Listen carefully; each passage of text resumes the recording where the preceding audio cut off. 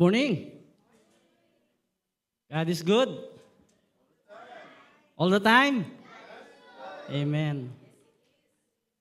It is so overwhelming to be in this place and having the warm worship of every believer toward God. Amen.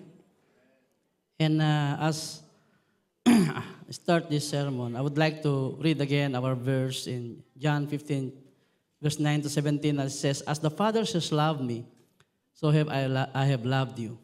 Now remain in my love. If you keep my commands, you will remain in my love. Just as I have kept my Father's commands and remain in His love.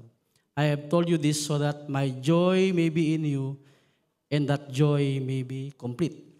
My command is this, love each other as I have loved you. Greater love has no one than this, to lay down one's life for one's friends. You are my friends. If you do what I command, I no longer call you servants, because a servant does not know his master's business. And instead, I have called you friends, for everything that I learned from my Father, I have made you know. I made known to you, and you did not choose me, but I choose you, and appointed you so that you might go and bear fruit. Fruit will last, and so that whatever you ask in my name, the Father will give you. This is my command. Love each other." Let us pray. Heavenly Father, once again, we thank you, God. And truly, Lord God, it is our joy, Lord God, to serve you. And it is our joy, Lord God, to worship you. For you all deserve all the worship of your creations. Dalangin po namin, Lord God, sa magang ito, Panginoon. Mamutawi po, Lord God, sa aming mga labi, sa aming mga puso, Panginoon. Ang pag-ibig na siya pong idinulot mo sa mundong ibabaw, Panginoon. And truly, Lord God, your name will be exalted, and may your children be blessed with your word, O God, as used me as your mouthpiece to bring your message today. Thank you, O God, in Jesus' name. Amen. You see, when we talk about love, nawiwindang ang mga tao. Ano? And maraming tao na nagkakaroon ng misconception about love. And it leads to selfish love. Makasarili. Hanggang sa ito ay mapupunta sa maling direksyon na kung saan it reflects to people that in some ways they become broken-hearted. And statistics remains that until today, ang karamihan ng dahilan ng mga taong nagpapakamatay ay dahil sa pag-ibig, dahil sa maling pag-ibig, dahil sa broken-hearted. And because these people did not understand the true meaning of love that God poured out to humanities, that they even heard the message of John 3:16. They didn't grasp the true meaning of it. And for us Christians, as we called ourselves followers of Christ, this is so very meaningful and valuable to us. Ito yung napakalaking value sa isang mananampalataya. Amen? As Pastor Rosali stressed out Romans chapter 8 last Sunday, this reminds us and encourages us more as believers about what is our assurance before God's love. Amen? And Romans 8 concluded in the verse 38 to 39, it says that no one could separate us from the love of God that is in Christ Jesus our Lord. And neither death nor life, neither angels nor demons, neither the present nor the future, nor any powers, neither heights nor depth, nor anything else in all creations, nothing can be able to separate us from His great love. So amazing. You know, it's been very long time that I've been singing this song. Ewan ko lang kung sa inyo nakakaalam. In Tagalog, na lagi kong kinakanta lagi ito nung araw.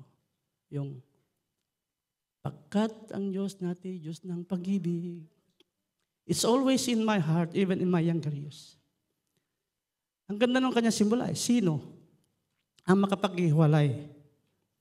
Naiyak si Kurt, pati tuloy ako, naiiyak na rin eh. Nakakahawa eh. Because this is how great love of God. It make you cry. Because the concept of the endurance of God's love is a central theme throughout the Bible, reflecting the unchanging and everlasting nature of God's affection and commitment to His creation. And I was once describing how God created the heaven and earth. Yesterday, taking up the Genesis and chapter 1 to you, the children that I have discipled yesterday, taking up the sixth day. That in all His creation, only human was created through His breath from His nostril, His spirit. And you see, God's love is not only enduring but also active continually, working for the good of those who loved Him and called according to His purpose, which we can read that in Romans 8, verse 28. And we know all things God's work for all those who loved Him with a purpose. Tissue dyan. Sorry.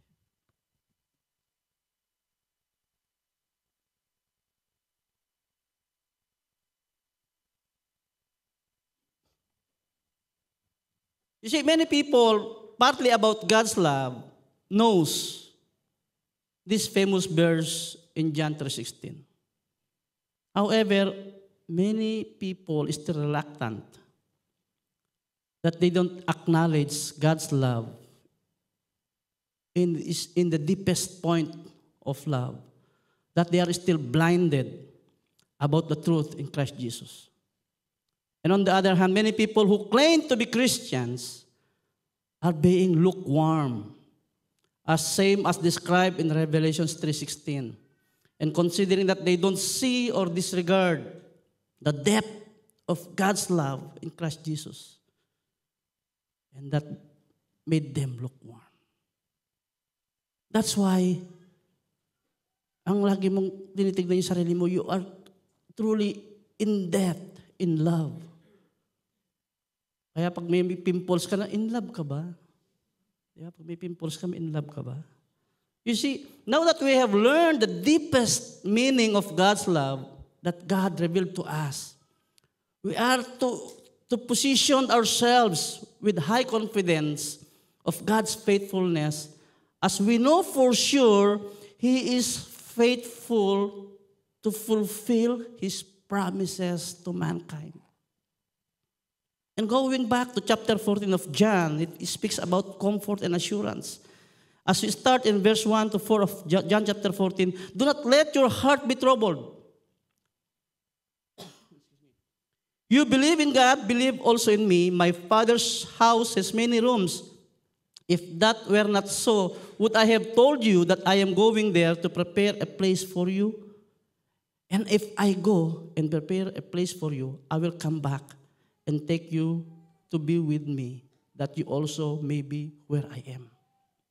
You know the way, the place where I'm going. If people is too excited to be in heaven, it should be because of Christ. Because you want to be with Him in heaven, not just because of heaven. And therefore, after Thomas, his disciple, asked that how to know the way to heaven, the Lord Jesus Christ straight away told His exclusiveness in John 14:6 that says, He answered, I am the way, the truth, and the life. No one comes to the Father except through me. Then He gave a logical faith to him that a believer must do. John 14:15. Memory verse ni Gibson ngayon yan. If you love me, keep my commands. We know very well that everything must be binded with love. And the latter part of the chapter 14 of John speaks about that He promised the Holy Spirit to live with us, live in us. And sabi niya sa verse 28, you heard me say, I am going away and I am coming back to you. If you love me, you would be glad that I am going to the Father, for the Father is greater than I. I have told you now before it happens, so that when it does happen, you will believe. I will not say much more to you, for the prince of this world is coming. He has no hold over me, but he comes so that the world may learn that I love the Father and do exactly what my Father has commanded me. This is his commitment, the intimacy of the relationship. And again, he speaks about love, as we should learn about love. As moreover, as we read John chapter 15, from the very start, he illustrates the connection of love. A binded relationship between him and the Heavenly Father, and for us to him, to pointing out that we are his branches as he is the vine, that we should be binded with his love. And then we will become more fruitful as we are connected with him, like a branches of the tree connected to its vine. So the Father pruned us so that we will bear much fruit, that we are going to be more grown up as believers, as his true disciples. Then he speaks more of love in verse 9 to 17. This passage that we are about to study today is about a continuous of series about love of God, as Jesus Christ speaks about love and obedience. And we start in verse 9, and it says, as the fathers have loved me, so have I loved you. Now remain in my love. In other verse, it says, as the fathers has loved me, so have I loved you. Abide in my love.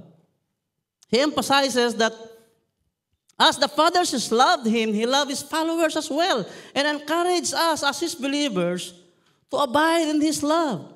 And to remain in his love emphasizes consistency. It's not just an one-day event, on one moment in time, ang sabi ng kanta. And being constantly, hindi ito nagbabago. As his love never fails. Ang Diyos ay hindi nagbabago. You see? May nag-amen. And because without continuous connection of love, your strength, your effort cannot be sustained. As you are not connected with God in Christ Jesus, you cannot sustain it. But with connection with God in Christ Jesus, he will sustain us. Because when we think about the word remain, we ponder the idea of staying. In the well-known passage of John, Jesus described the concept of staying as we connected to God like a branches on the tree. Because when you are being cut down from the vine, you will be no more. And sabi niya sa John 15:4, remain in me as I also remain in you. No branch can bear fruit by itself. It must remain in the vine. Neither can you bear fruit unless you remain in me. That's how it goes to say in verse 9, remain in my love.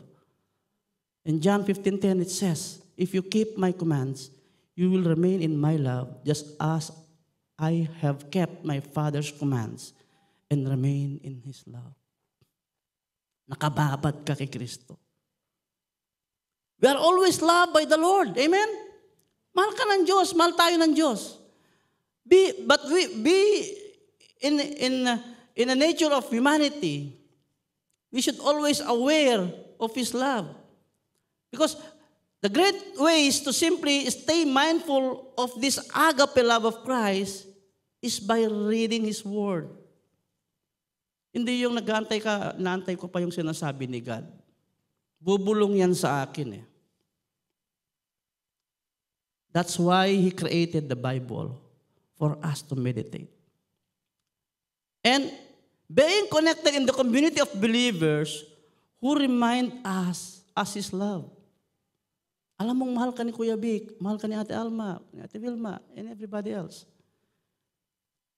But this is a hard concept for a lot of Christians because God's love is unlikely anything else in this world. Jesus is pretty clear in this passage. It is through adherence to the Father's commandment that we remain in God's love. Para na ako Indiano, ganito ako ng ganito. Dagiga. The commandments of God summarized in Matthew chapter 22, verse 37 to 40. To love the Lord your God with all your heart, mind, and soul, and to love all people. And Jesus emphasized that all the law and prophets can be rolled up into these two commandments. Amen? Our call on the surface seems quite easy, but of course, you know, this command to love people is very difficult. It's also through God's love that we find the way to love all people, lalo na yung mga hindi kaibig-ibig. The reality is that people are having constant struggle while the flesh desires something else. Nagpe-prevail yung gusto ng iyong laman. We are not different than so many people in the Bible, like David and Peter, fell down. But what people usually miss in the passage is being on the other side. People disregard more about the wrath of God. Those who reject Him. As far as you speak about God's love, you must be reminded about God's wrath. Those who reject Christ, they will going to face this. Because flesh is very contrary to the Spirit. As people disregard more about the wrath of God, it should be reminded to each of one of us as His believers to remain in His love. So that this purpose is to bring us the joy as Christ believers, that we bear that smile to share the gospel. Amen? This is what verse 11 is telling us about. I have told you this so that my joy may be in you and that your joy may be complete. Kaya nga yung ibang bata, pinapangalan natin Joy. Nakakalungkot, pag yung Joy malungkot, ang hirap, no? Dala mo, Joy pangalan mo, tapos ang lungkot-lungkot mo. See, you should always realize this, that ultimately, the source of joy that may make us complete is Christ. And as we have this joy, that pumping in our heart through His love, we are to exercise this among believers, among others. As the second commandment says, to love your neighbor as yourself. And John 15 verse 12 says, my command is this, love each other as I have loved you. And the reason that we can love each other is first, God loves us first. Binahal muna tayo ng Diyos. Without God's love, it's very hard for you to love others. And, you know, being dependent to God is just because telling us that in our own capacity, we cannot have it. It will be hard for you without God's love. And now He speaks about how great His love is in verse 13 of John, chapter 15. Great love has no one done this, to lay down one's life for one's friend. This is, nakikita ko sila dito, Agape Care Group. This is Agape love. The greatest love of all. Hindi yung kanta na kinakanta ng ating mga kasama sa musika, na greatest love of all is to love yourself. That is selfish love. The greatest love of all when Christ died on the cross to redeem many. This is very similar to what being wrote in the Bible, in the passage of Romans 5:8, as apostles wrote.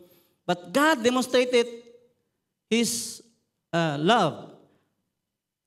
While we were still sinners, Christ died for us. And in 1 John chapter 4, verse 10 says, this is how God loved us. See, this love, not what we loved God, but that He loved us and sent His Son as an atoning sacrifice for our sins.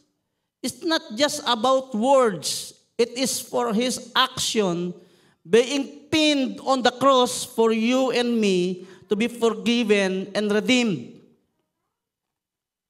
And in that point of love, that being displayed, as we can see that in His humbleness, even considering His elect as His friend, laying down His life, not even a simple death as to ransom His people, but being crucified, being tortured, and all the blame that should be on us was put on Him and nailed on the cross.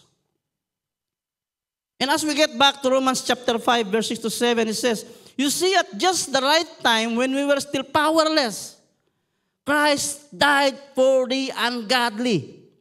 Very rarely will anyone die for a righteous person, though for a good person, someone might possibly dare to die.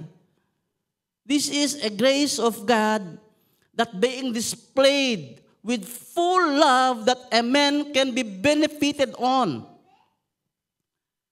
And as we followed up with verse 14 saying, in John chapter 15, verse 14, you are my friend if you do what I command. The key word there is to do His command as your action, loving Him back. And then you are called be friend of God. Obedience is very significant in the process as we abide in Christ. That those who called His friend are those who believe in Him and those who obey Him.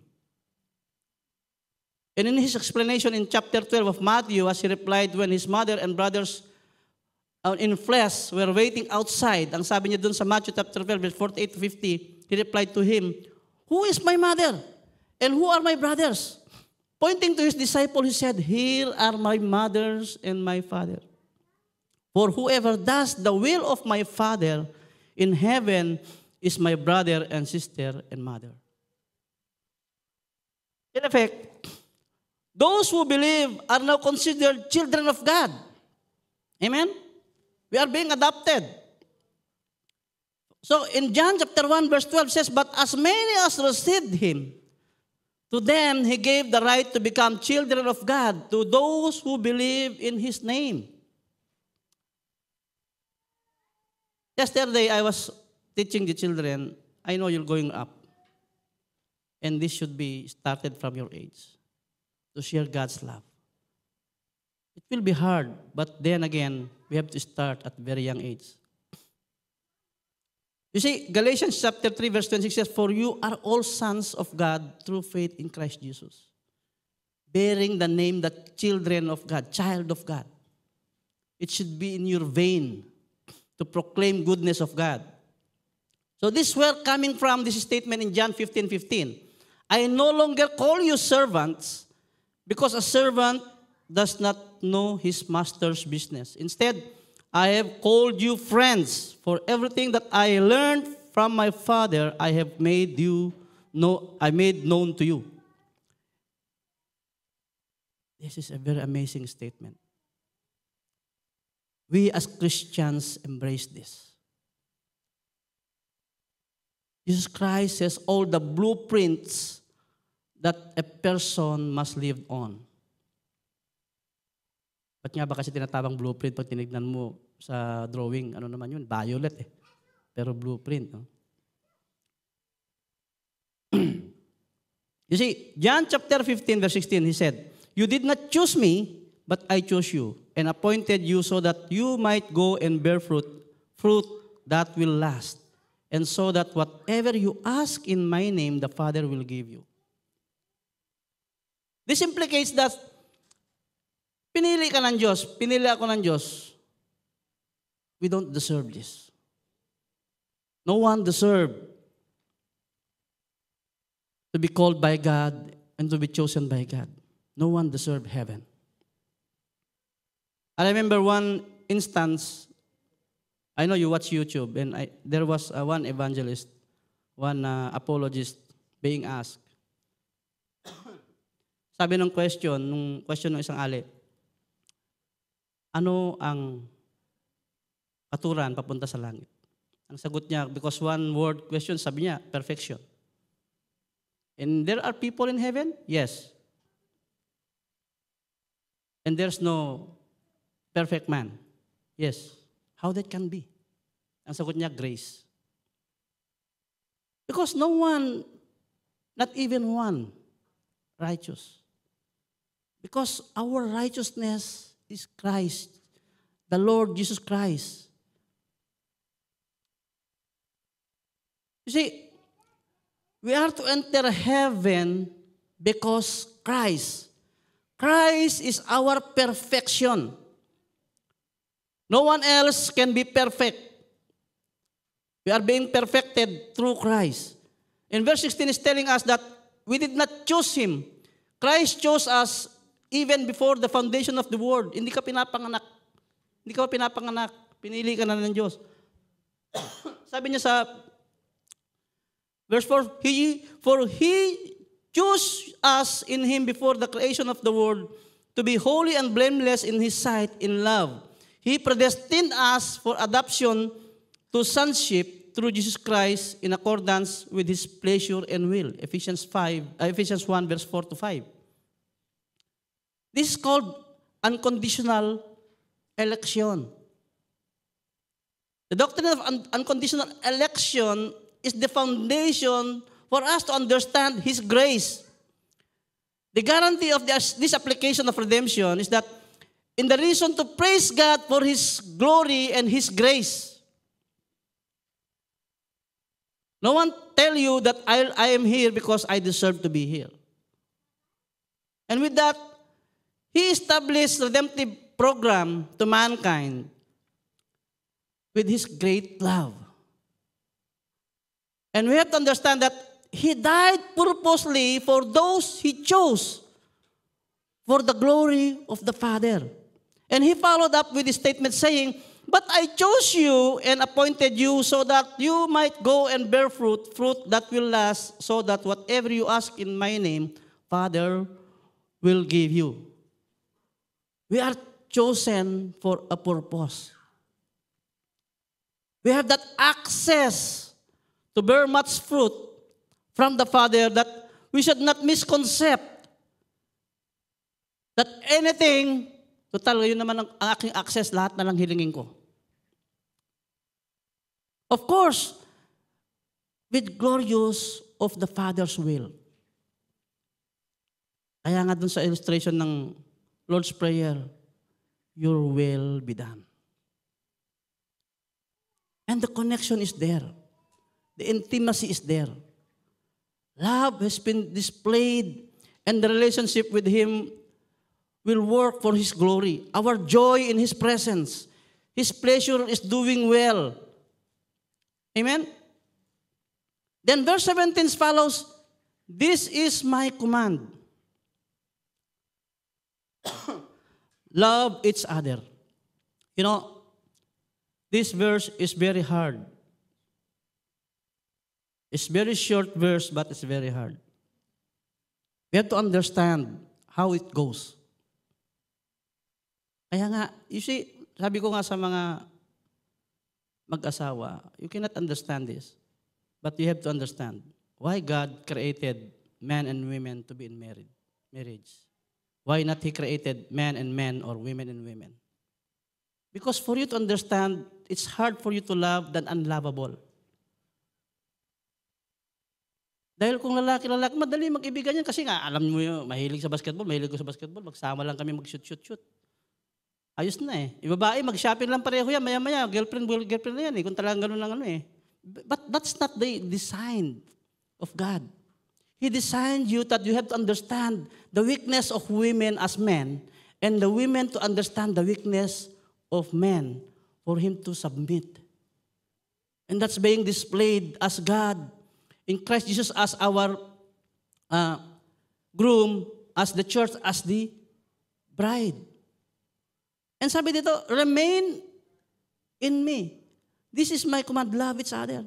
Remaining in God's love, meaning loving other people as well. This is our action. A radical love of that, pointing out to those who are unlovable. Even praying for those who persecute you. Praying for those who hate you. And John 15 verse 12, this is my command, love each other in the same way I have loved you. And in verse 17, this is my command, love each other. Ulit-ulit niya sinasabi. Because He knows that we will go into struggle in this. And certainly, as the scriptures talking about loving others, and it's very important for us to learn how to forgive and to see that the grace of God that we have received shall be applied to them as well as we put ourselves in the position to be a channel of grace. And to remain in God's love, you must choose to love all people. Hindi yung pipiliin mo lang, ito kaibig-ibig to ito hindi, ito na lang ako. It cannot be done without utter reliance of God. And honestly, it's always a struggle. For one, I've been struggling in my office. Loving people surrounding you with different nationalities and different character. It's always been a battle. Amen? And sometimes you realize, why, Lord? So hard. In John chapter 13, verse 34 to 35, it says, "A new commandment I give you. Love one another as I have loved you, so you must love one another. By this, everyone will know that you are my disciples, if you love one another." Ito yung ating insignia. Kung tawagin, ito yung ating insignia. Nakakita na kayo ng mga uniforme ng militaris, may insignia. Lieutenant Colonel to, Teniente to. These are insignia. That they may see in you and me that you are true disciple of Christ, learning to love people. Loving one another. United in Christ. Dito pa lang sa church, hirap na tayo eh. Lalabas pa tayo.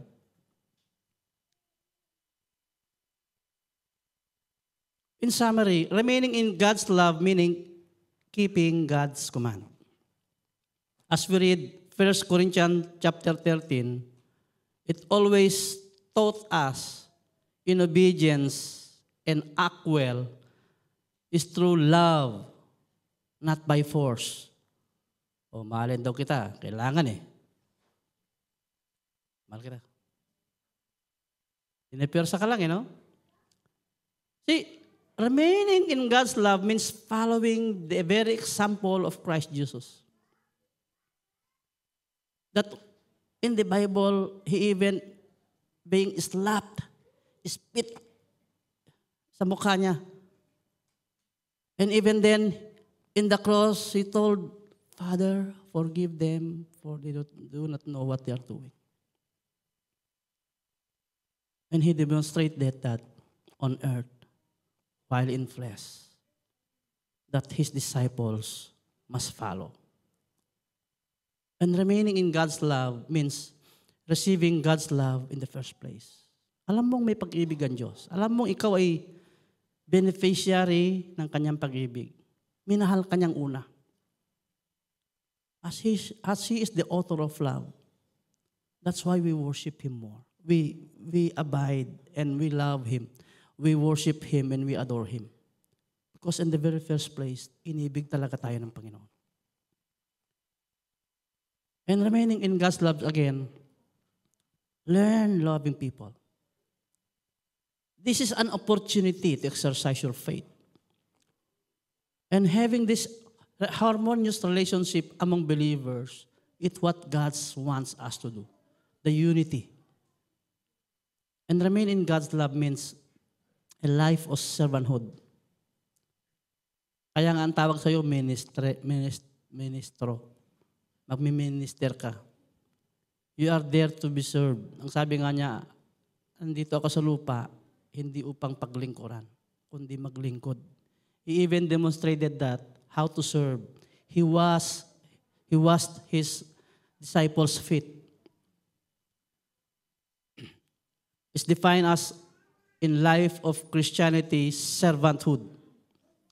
And we are to exercise that relationship with others in good pleasure to the Father, serving in the ministry and serving His people.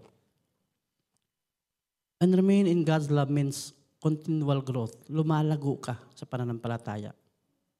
And John chapter 15 verse 16 saying that we are to produce fruits. It's more says about our spiritual growth.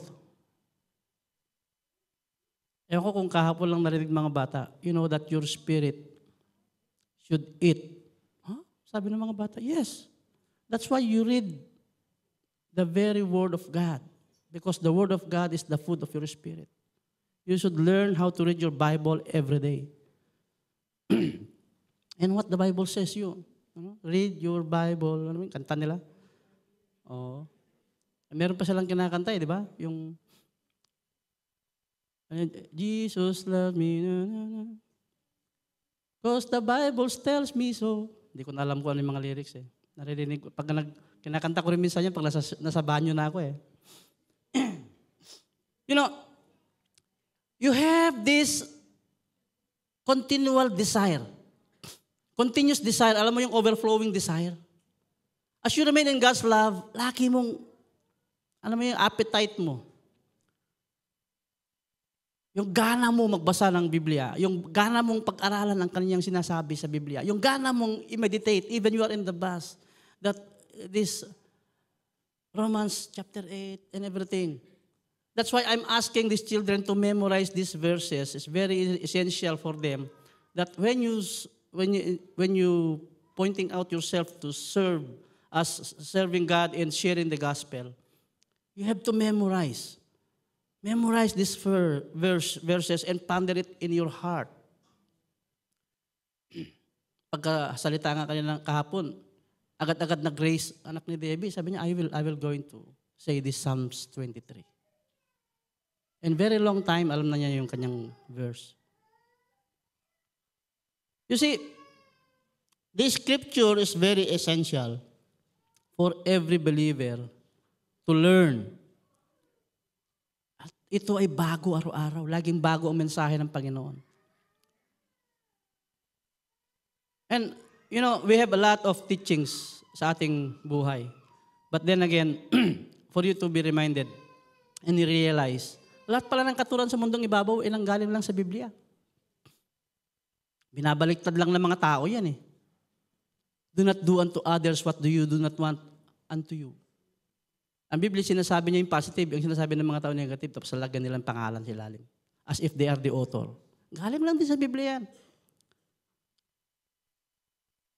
And we start in a life that a prayerful life.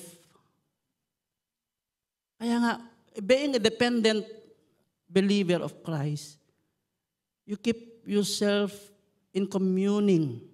Lagi kang nananalangin.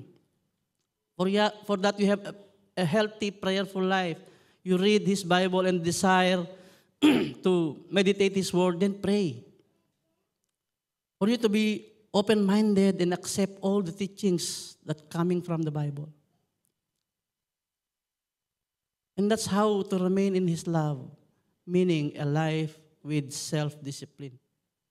Disiplinahin mo yung sarili mo. Pumunta na lang sa worship service. Di mo pa magawang 10:00. Disiplinahin mo yung sarili mo. Even puyat ka ngayong gabi, it's not an excuse. It's your everyday priority about God. That you are even late ka bumangon, you still pray. Let the bus go. pag umalis siya, di work from home ka, naka-excuse ka pa ngayon, di ka pa nag-travel. Nangyari na sa akin minsan yan. O, di, work from home ako. Still, you see, taking up this approach, that your life goes beyond church attendance. The Bible study groups, quiet time. It is an approach of every Christians, every believers, that life is a continual abiding in God's presence and His love. Namnamin mo yung presensya ng Panginoon araw-araw. Excuse me. That remain in God's love is about living in a harmonious relationship with others, with His will and purpose.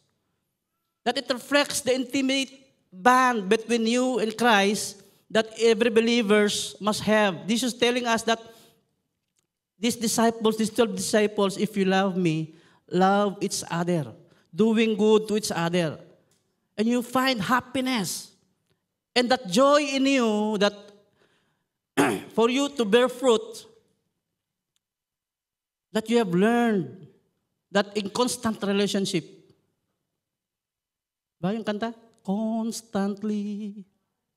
Papakanta naman ako. It involves perpetuating God's sacrificial love to others. That keeping His commandments is a way to remain in His love. This is the every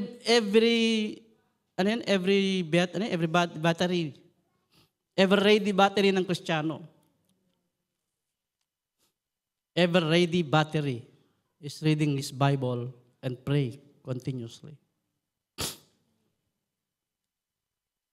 In conclusion, my brothers and sisters, agape love does not come naturally in a sinful state.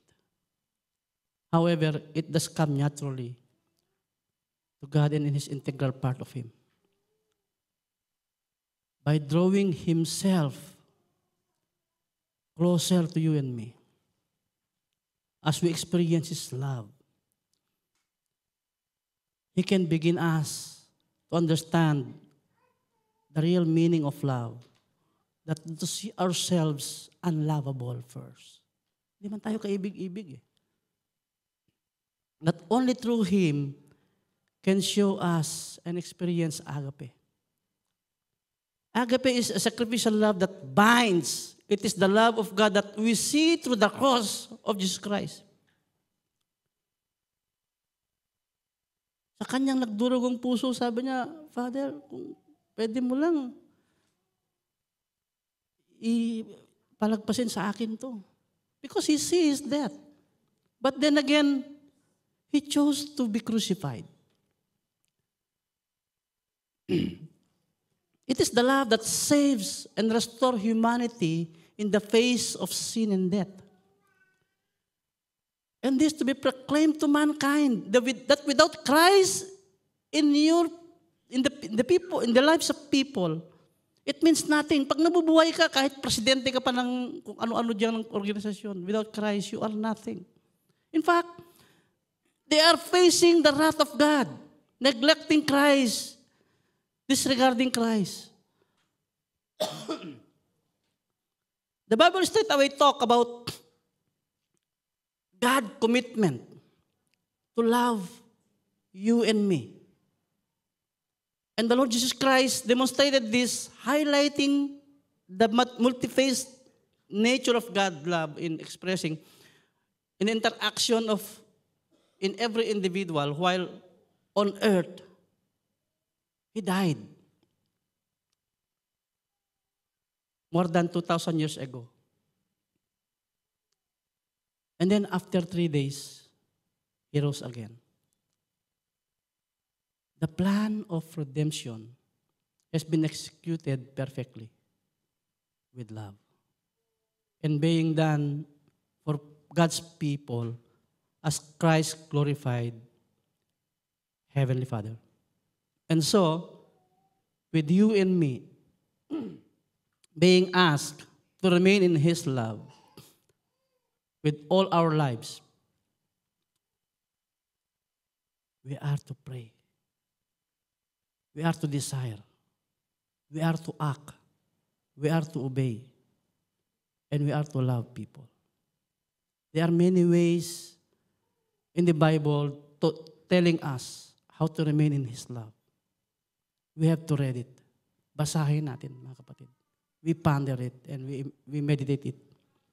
But the best part of John chapter 15 is that we are already perfectly loved by the Lord, and He's growing us and using us to share His love.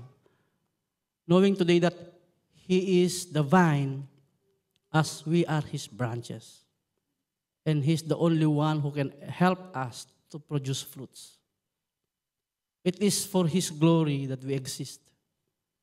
And it is the joy of every believer to live in the family of God, for Him to be glorified. Let us pray. Heavenly Father, once again, we honor You, O God. We worship You. And as You taught us to love people, as we remain in Your love, Lord, we thank You, Father God, for everything that You do, for every teachings that You taught us, for every word in the Bible that we should read and meditate. Help us, O God, to act as one, being Your true disciple, Panginoon.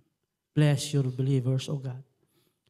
Bless Your followers, Lord, that use each one of us to find the lost sheep of Yours. Dalangin po namin, Panginoon, na patuloy mo bigyan kami ng desiring appetite, the burning desire in our hearts, as we remain in Your love and keeping Your commandments, Lord God, and exercising our faith. And the joy made us complete, and making us complete every day, the day by day, as we enjoy Your presence in our lives, Panginoon. As we enjoy the worship of worshiping You even we don't deserve to be one, to worship You. You allow us, O God, with Your grace and mercy. Salamat, O Diyos, sa iyong pagpapala, Panginoon. Salamat, O Diyos, sa iyong pag-ibig na patuloy mo nga pong ipinapalaganap sa buong mundo. Salamat, O Diyos, sa pagkakataon na inaalaw mo kaming manilbihan, Lord God, sa sangkatauhan. That You allow us to express Your love as we are Your channel of blessings in loving people, loving others, even those who hate us and persecute us. Help us, O God, as we cannot do this alone. As we struggle every day, Lord, You are our strength. Strengthen us, O God, and reminding us that we don't even deserve to be loved. And that's how You allow us to love others, to love those unlovable. And ultimately, Lord God, to worship You for all we do. Salamat, O Diyos, in Jesus' name. Amen and amen.